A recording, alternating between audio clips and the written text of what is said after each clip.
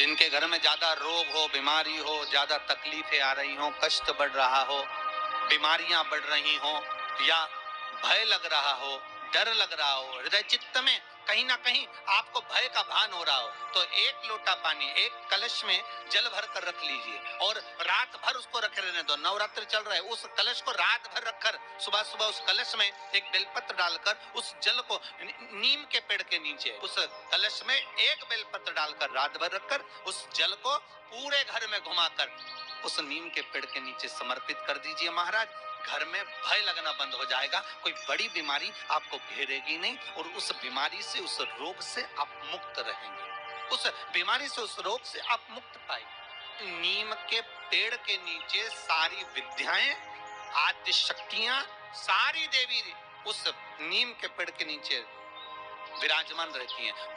सारे देवी देवताओं को बहुत सा सामान चाहिए होगा, पर मेरे विश्वनाथ को कुछ नहीं चाहिए, मेरे शंकर को चाहिए क्या? अगर आपके जीवन में ऐसा लगे कि बहुत बड़ी बीमारी आ गई और आपके घर का व्यक्ति वेंटिलेटर पर पड़ा हुआ है, तो शमी के वृक्ष के फूल ले आओ 7, और शमी के वृक्ष के 7 फूल लाकर एक एक फूल शंकर भगवान को श्री शिवाय नमस्तुभ्यम कहकर उस व्यक्ति के लिए जो पड़ा हुआ है, अंतिम सांसें गिन रहा है, जिसको अटैक आ गया, अंतिम सांसों में जो गिन रहा है, उसके नाम से भगवान शंकर पर चढ़ाना प्रारंभ कर दो। मात्र 7 पुष्प, उस शमी के वृक्ष के 7 पुष्प आप शिव को समर्पित करिए, उसका नाम और गोत्र बोलकर, और भगवान शंकर का मूल मंत्र श्री शिवाय, जम के बोलिए श्री शिवाय नमस्तुभ्यम बोलकर एक एक शमी का फूल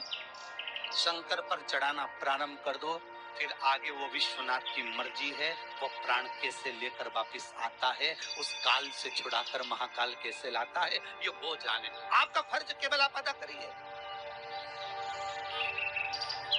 जब अंत में डॉक्टर भी हार जाते हैं, जब अंत में डॉक्टर भी कह देते हैं कि अब हमारे बस का नहीं है, अब तो उस परमात्मा के हाथ में, मतलब डॉक्टर को भी मालूम है कि एक को डॉक्टर बैठा हुआ, एक डॉक्टर और है, वो बस वो थोड़ा सा दूर तो रहता है और करीब भी बहुत है। कई लोग कहते हैं गुरुजी वो कैलाश पर रहता है बहुत, तो उनको बुलाएंगे तो आएंगे। हमने कहा कैलाश पर तो रहता ही नहीं है, जहाँ भक्त है वहाँ भगवान, वो दूर तो रहता ही नहीं। आप तो बस केवल उसको बुलाने का प्रयास करिए, आप दिल से बस उसको हाजिर, वो दिल से बुलाओ तो उसको। केवल 7 दाने चावल के जल के पात्र में चंदन में भिगो कर डाल देने पर और उससे कामना कर कर, आरोग्यता की कामना कर कर, मात्र घर के जो मटका होता है, परिंदा होता है, उसके पास में समर्पित कर देने पर भगवान शंकर का नाम स्मरण कर कर जीव की रोग से मुक्ति भी हो जाए। रोग नहीं घेरता, आरोग्यता का अनुभव, आरोग्यता का सुख प्राप्त होता है। शिव महापुराण के लिए लोग कहते हैं, कई लोगों के, कई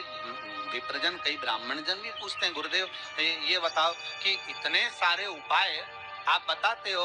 पुराणों में से निकाल कर, और हम भी प्रयास करें इसको निकालने के लिए, तो हम कौन से पुराणों में ढूंढे? तो आपसे भी निवेदन है, स्कंद पुराण से निकालिए, लिंग पुराण से निकालिए, नर्मदा पुराण से निकालिए, देवी भागवत से निकालिए, श्रीमद् भागवत से निकालिए, शिव महापुराण से निकालिए, गर्ग संहिता से निकालिए, पद्म पुराण से निकालिए, राधा वल्लभी से निकालिए, एक एक पुराण में से, एक एक चरित्र में से, और तो और हम तो सहज भाषा में कहते हैं कि गीता प्रेस गोरखपुर की सारी गीता प्रेस गोरखपुर के अंकों को लेकर आ जाइए, चाहे शिव अंक हो, चाहे सती अंक हो, चाहे पार्वती अंक हो, चाहे मानस अंक हो, चाहे धेनु अंक हो, एक एक भगवान गीता प्रेस का एक एक अंक खरीद कर लेकर आओ, कल्याण का एक एक अंक तुम्हारे पास में लेकर आओ, और उस अंक में से एक एक उपाय को निकालने का प्रयास करो। आपको सारे उपाय मिल जाएंगे जो इस व्यासपीठ से बताए जाते हैं। सारे उपाय आपके सामने आ जाएंगे कि जो व्यासपीठ से दिए गए, सारे उपाय आपके सम्मुख में, आप निकालो और उसको पढ़ो और उसको लाइए। बस दबा दिया गया। आज ढोंग, प्रपंच, छल ने, दुनिया के लोगों ने शिव महापुराण के उपायों को, शंकर की कथा को दबा दिया था। सारी पुराणें होती थी पर शंकर की पुराण नहीं होती थी महाराज, दबा दिया गया। और शिव महापुराण को केवल जगत में लेकर आना चाहते हैं कि शंकर को दुनिया पहचाने, शिव की साक्षी को पहचाने। शंकर है क्या, शिव का अनुमोदन क्या है। दुनिया के लोग टीवी के माध्यम से फिल्मों का निर्माण कर कर कह देते हैं कि इस पर दूध चढ़ाना, क्यों चढ़ा रहे हो, गरीब बच्चे को दूध पिला दो, ऐसा क्यों कर रहे हो। उस शंकर को